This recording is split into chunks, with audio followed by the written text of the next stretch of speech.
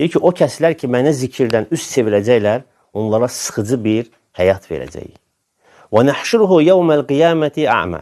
Və həmçinin onları qiyamət günü kör olaraq həşr edəcək. Ey Rəbbim, mən niyə görə kör olaraq həşr edədim? Mən ki, bu dünyada görürdüm. Sənə bir zaman bizim ayətlərimiz gəldi və sən özünü körluğa qoydun. Və eləcə də kör olaraq həşr olunursun. Bəli, insan əgər bu dünyada özün, hələ təkəbbürdən, inadkarlıqdan danışmıram onun təfsilatından. Bu, hər kəsə bəllidir ki, təkəbbür, inad göstərən Fironla, Qarunla, bu kimi təkəbbürlü küfür imamları ilə həşr olacaqlar. Biz danışırıq, hələ halı ən yaxşı olanlar. Onlar kimdir? İnad göstərmir, təkəbbür eləmir, lakin özün karlığa, körluğa qoyur. Eşitməməzdən gəlir, görməzdən gəlir ki, görün onların halı qiyamət günü necə olacaq? Kör olaraq həşr olacaq. Sən sadəcə özünə sərf eləyən şeylərə baxdın, nəfsinə, şəhvətinə xoş gələn şeylərə baxdın, haqqa tərəf isə baxmadın.